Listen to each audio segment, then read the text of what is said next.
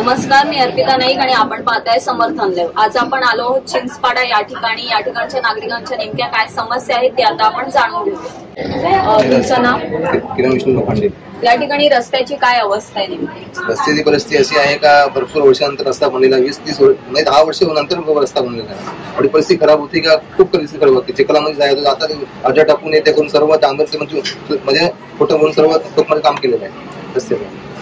या ठिकाणी गटाराचं नेमकं काय? गटाराचा आपले चंबर फुटलेले आहेत, कोणी ते विषय मांडले तरी कोण येत नाही। उद्या येतो परवा येतो शापला ते विषय मांडला जातो, फोन केला तर कोण येत पण नाही।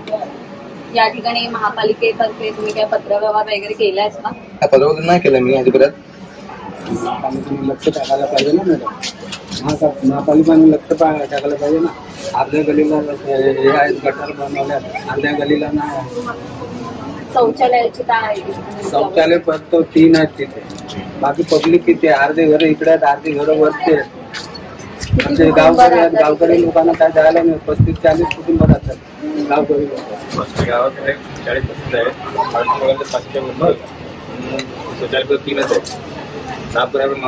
शौचालयाची पण तुम्ही अवस्था जाऊन बघा काय झाले त्याची। लेडीज लोकांना मोठे 15-16 वर्षाचे मुली राहतात, त्यांना प्रॉब्लेम होतो। लेडीज लोकांना प्रॉब्लेम होतात। पाणी नेमकं पाण्याचं काही तिथे ठिकाण पाणी आम्हाला स्वतःला नाही। आणि ग्रामपंचायत असताना किती घरपट्टी होती या ठिकाणी? तेव्हा कमी होते, काहीतरी मला वाटतं 200 पर्यंत घरपट्टी द्यावा।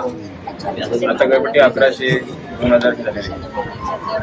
गटाराचं मॅडम आता बघा हे जे गल्ली झालेले आहेत तेच जेवढे झालेले तेच आहे बघा। ही अवस्था तुम्ही बघता आहे सर्व तर। त्याच्यानंतर आता त्या पाठीमागच्या गल्लीत बघा काही नाही।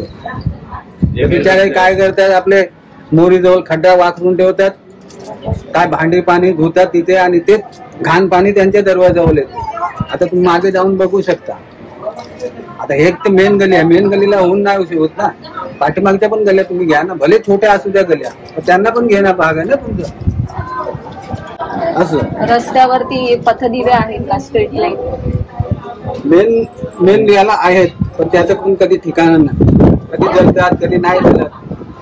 आणि एका साईडला कसं आहे लाईटीचा प्रॉब्लेम, खालच्या साईडला 2 हे झालेले आहेत, सिंगल पेज डबल पेज। खालच्या साईडला लाईट राहते, इकडे लाईट नाही राहत, अर्धा 1 तास इकडे लाईटच नाही राहत, काय पत्ताच नाही। आणि डिपे पण पडले, डिपे आहेत ना ते पण पडले रस्त्यावर, त्यांच्यावर लक्ष करतात। या ठिकाणी लहान मुलांना शाळेत जाताना होतात त्रास वगैरे होतो। पाणी आता तो रस्ता पण नाही ना, त्या आता त्रास पण होत नाही। आणि रस्ता नव्हता तेव्हा गटरावून माणसं जायची, तेव्हा डिपे वगैरे पडायला खूप त्रास होतो पोरांना। मॅडम माझं असं म्हणणं आहे का आम्हाला इथे आता एवढा मोठा गाव आहे चिंचपाडा म्हणून, कुठेतरी एक कचरापेटी म्हणून पाहिजे, बस एवढं माझं म्हणणं आहे। आमच्या एका जुना कचरापेटी होती इथे नाक्यावर, ते हटवली। त्याच्यानंतर शिवालयाच्या गेटवर होते कचरापेटी, ती सुद्धा हटवली। त्याच्यानंतर गेलो आम्ही तिकडे रस्त्याच्या पलीकडे, तिथून सुद्धा हटवली। तिथे एक टेम्पो स्टँड झाला। आम्ही गावकऱ्यांनी जायचं कुठं? पाठीमागे तिकडे रोडच्या पलीकडे अजून जातात, तिथून सुद्धा हटवली।